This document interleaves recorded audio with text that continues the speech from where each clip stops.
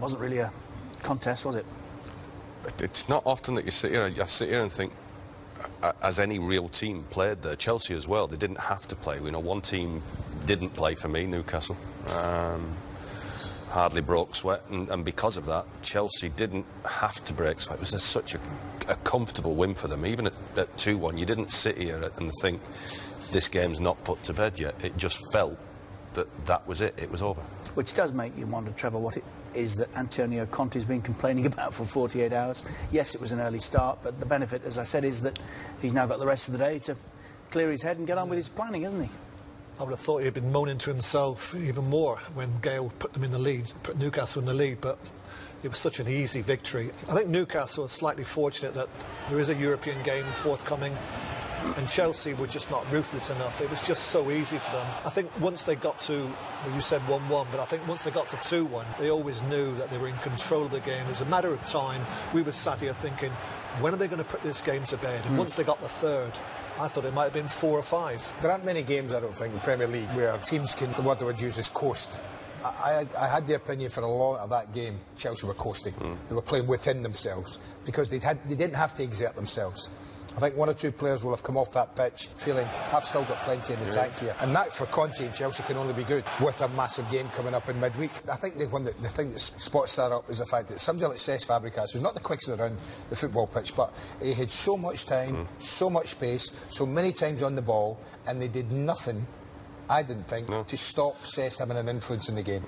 You like to think that, playing any kind of football match is a special occasion, especially when you're in the Premier League, and you must go out and enjoy it. Do you honestly think them players coming off the field for Newcastle enjoyed that? I know for one, for sure, Matt Ritchie didn't enjoy it. No. I mean, he was just like in a position that you could tell his body language told you, I'm not happy playing here. Now, if we can see that, from here, why can't Benitez see that? And one last thing, did Hazard wait for the keeper to move, do we think, or did he... No, I think he's got that in his mind. I think if you played the game, to actually change your mind on a penalty like that and just think, I think he's got that in his mind. But I just saw a statistic going up. He had 9 efforts on goal, so your confidence is going to be sky high anyhow coming up against that. And it's a game he's cruising. He knows himself. Players know when they're I was going to say, if he was playing against Man United or Man City, put him in that situation, do you think he would have done that? He might not have done that. No. Yeah, I think he would, actually. Do you? I think he's confident enough to do that. That would be the true test, wouldn't it? Denied a hat-trick when he got taken off, would he be disappointed? I would be fuming, but that seems to be the modern approach these days. Andy was saying that, during the match, that players kind of accept it now, that's part of football. I don't think I could ever accept that. But you couldn't accept getting rested. Something in our day. Yeah, I would. Well, in our day, but Dave was a lot younger. But even in our day, and even in your day, listen. If somebody was saying to you, Rick, you've scored a couple of goals, you're coming off, Andy, or you're going to be rested next week, you go. Listen, in half an hour, us two are going to be rested. We're not going to be. Well, that's fair, but you are getting. Are you saying that you could have adapted to that situation where you would be rested alternate weeks? I would find it slightly easier to do that rather than be in a situation where I've got the opportunity of scoring a hat-trick, which is such a momentous occasion. Not many, players have that opportunity.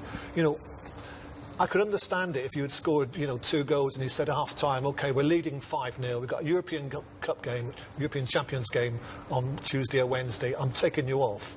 But with 13 minutes to go, that's not resting, is it? You're going to have to do a warm-down now. Could be a big 13 minutes in Tuesday. I played in a game for Villa against Queen's Park Rangers when you got an hat-trick and the gaffer never took you off, did he? No, because I took myself off. You wouldn't play either. Can we talk a little bit more about that? You were the manager that day as well. Yes. We were leading. David put Villa in the lead.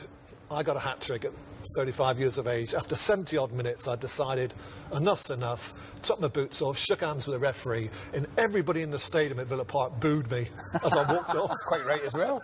Should have expect to stand in ovation. Were you there booing me? Should have taken the ball with you as well and finished. Does Conte have any justification for the argument he's putting about fixture congestion?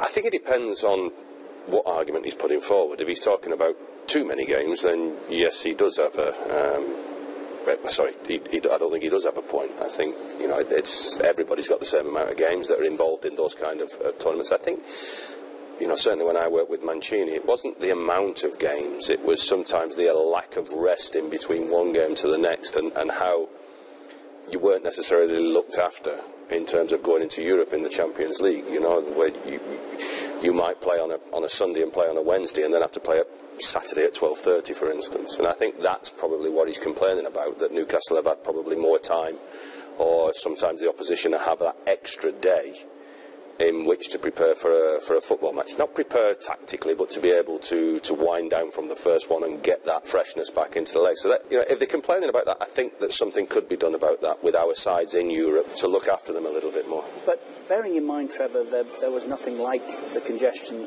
this season, which is as a result of success. He had a free ride last year, didn't he? Isn't that why we have perhaps a little less sympathy for him? Well, I have a little bit of sympathy for him, because whilst I think he's, you know, got to speak English quite quickly by, you know, some managers' standards, I still don't think he's got a full command of the English language. So I often think that he's, exploited at times by the English media. They pick on things that I think if he was talking, you know, to his own press back in Italy, I think it would have come over slightly different.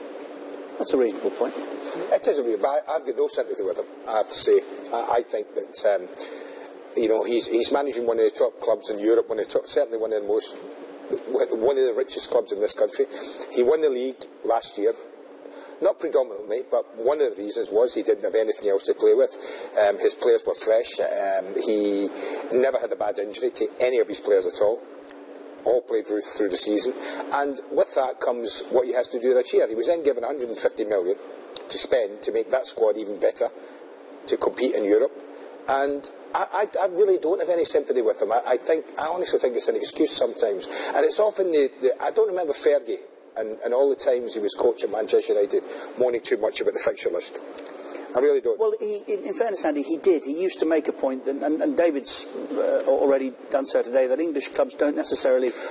we don't give the English clubs the chance. I would agree with that. But that's a different thing. What I would add... totally different from fixture conditions. The 20 shareholders of the Premier League are the clubs themselves, and I'm told not once have they ever brought this subject up at a Premier League meeting. So I have something with that. If they want to change it, they've got to ask owners and chief execs. Arsenal and Manchester United playing today, 3 days before they go and play in a Champions League, United and Europa League.